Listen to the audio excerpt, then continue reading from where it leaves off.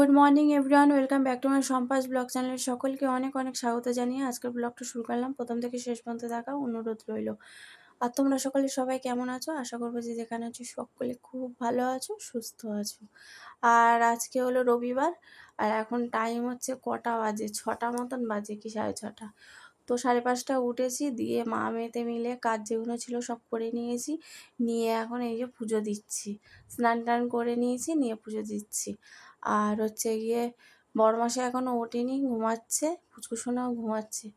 আর একটু বেরোনোর আছে, তোমার হচ্ছে গিয়ে একটু যাবো।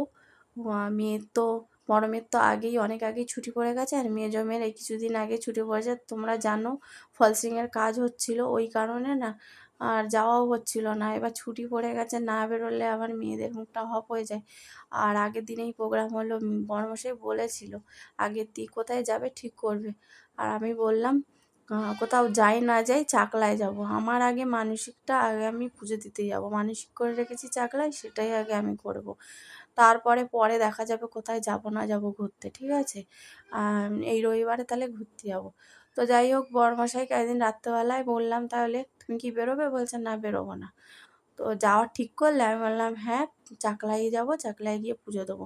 না হলে আমাদের যাওয়া অন্য জায়গায় ছিল, ইয়েতে যাওয়ার ছিল, কি বেশ জায়গাটা পেটে আসছে তো মুখে আসছে না। তো যাই হোক, তো এই দেখো তারপরে আর ভিডিও করতে পারিনি। পুজো টুজো সব সেরে শুধু লিকার চা খেয়েছি, খেয়ে একদম সাজুগুজু করে বেরিয়ে গেছি। আর ভিডিওটা করতে পারিনি বলি একবারে বেরিয়ে ভিডিও করব।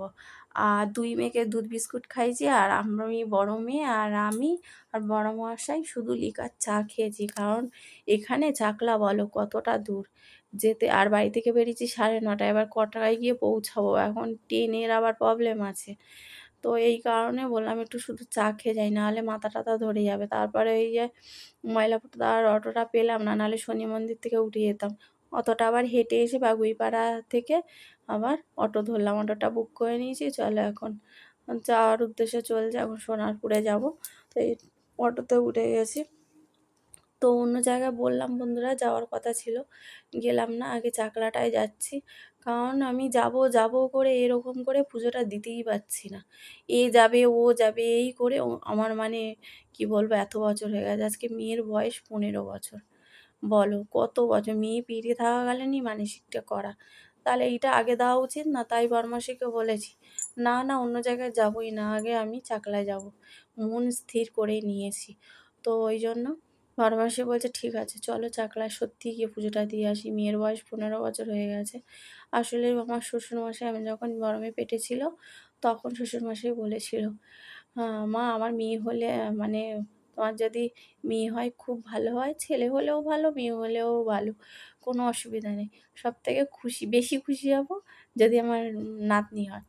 আমি বললাম ঠিক আছে, এগুলো তো আর আমার হাতে না বাবা, সব ভগবানের হাতে। আজ আমার দেখো তিনটে মেয়ে, আজ আমার শ্বশুরমশাই নেই, আজ থাকলে কি খুশি হতো। তার তিনটে সোনা, একটা সোনা না, তিনটে সোনা। আর কি করবো, বড় মেয়ের নাম, বড় মেয়েকে সোনা বলেই ডাকতো, তো ওই জন্যই বললাম সোনা। আর যদি দুটো দেখে যেত আর কি বলবো, বড় মেয়েকেই দেখেছে। আর তারপরে এখন আর কি করা যাবে বলো বন্ধুরা, ভগবানের দিকে আমার কপালে লিখে রেখে দিয়েছে। তুই আমার কাছে চাইছিস প্রথম সন্তান মেয়ে, তোর কপালে তিনটে, অথচ দেখ মেয়েই আছে। তো যাই হোক, আমার তিনটে এখন সোনা। তো আগে বড় সোনার যেই পুজোটা এই যে আজকে দিতে যাচ্ছি, ভগবানের কাছে পুজোটা দিয়ে এসে শান্তি পাই আমি, যেন সত্যি কথা বলছি বন্ধুরা। সারাক্ষণ না বরমাসিকে বলি কবে যাব, মেয়ে বড় হয়ে গেছে কবে যাব। আর চাকলা তো এখানে না, আর জানো তো পুচকুসোনা এত বদমাশি করে, তার কারণে যেতে পারি না, একটু দূরের রাস্তায় ভয় করে যেতে। আর কি বদমাশি করছে তারপরে। আর এই দেখো ট্রেনটা বেশ ফাঁকা, সোনারপুর থেকে উঠে গেলাম ট্রেনে। এই যে, আর বড় মশাই আর বলো না, নতুন গেঞ্জিটা পরে এসছে মেজো মেয়ে, এমনভাবে গেঞ্জি টেনে ধরে ধরে গেঞ্জি দুটো বগলের দিকে সেলাই খুলে গেছে, আর হাতটা ওপরে করে ধরেছিল। আমি বললাম কী গো হাত তুলো না, তোমার গেঞ্জি ফেটে গেছে। বলছি এ বাবা কী হবে? আমি বলছি ঠিক আছে নেমে আমরা একটা গেঞ্জি কিনে নেবো ওখানে, গেঞ্জি বা শার্ট কিনে নেবো। তো বলছে তাই করবো। তো কি করা যাবে, নতুন জিনিস দেখো এমন টেনেছে, আমার হাতটা ধরতে বলছে ও ধরবে না, ওর বাপির হাত ধরবে। তো দেখো বেশ ভালো ট্রেনটা এখন ফাঁকা আছে। আর কি বদমাশি করছে দেখতে পাচ্ছ, পাশের একজন বসে আছে, বলছে বৌদি কি করে আপনি সামলান এই পুচকুটাকে। আমি যে বলবেন না, খুব জ্বালায়, সামলাতে হয়। তারপরে এই যে নেমে গেছে এখন, এবার শিয়ালদা থেকে ট্রেন ধরবো, তারপরে একদম সোজা ঘুমায়। আর মেয়ে বলো না, ট্রেনে উঠেছি যেই বলছে গলা শুকিয়ে গেছে, পুচকুটা বলছে জল খাবো। আর জলের বোতলটা নিতে একদম ভুলে গেছি, নিয়েছিলাম জল ভরে রেডি করেছি, কি করতে গেছি ব্যাস বোতলটা বিছানায়ই ফেলে রেখে গেছি। আর হলো না নেওয়া। তা বড়মাসিকে বললাম নেমে একটু জল কিনে নাও, শিয়ালদা থেকে জল কিনে নাও, আর মেয়েদের জন্য বিস্কুট টিস্কুট কিনে দাও, নাহলে বলবে খিদে পেয়েছে।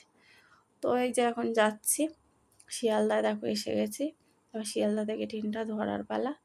তো ঠাকুরকে ডাকছি খালি যেন ফাঁকা হয়, ভালোভাবে ভালো চলে যাই। সত্যি কথা বলতে একটু ফাঁকাই ছিল, ভালোভাবেই এসছি। মানে আর এবারে চলো বন্ধুরা, ট্রেনে এই যে উঠবো, ট্রেন এসে গেছে দেখো। তো ভিডিওটা তো অনেক বড় হয়ে গেছে, তার জন্য আজকে এরকম মানে হাফ দিলাম। আবার বাকি ভিডিওটা নেক্সট ব্লগে দেখা হবে, ঠিক আছে? তো ভিডিও যদি আবার বড় হয়ে যায় মনে হয় না আপলোড হবে, কারণ এরকম তো প্রবলেম হচ্ছে, ওই জন্যই আমাকে এরকম করে ছাড়তে হচ্ছে, ঠিক আছে? বাকি ভিডিওটা দেখবে নেক্সট পার্টে। তো চলো, এই দেখো মেয়েদের জন্য এখন কিটক্যাট কিনে এনেছে, কত বড় বড় কিটক্যাট, হাফ দিয়েছি, হাফটা ব্যাগে ভরে দিয়েছি। তো চলো এখন যাওয়ার পালা, এখন যাব। সবাইকে টাটা, আজকের মতন, আবার কালকে দেখা হবে।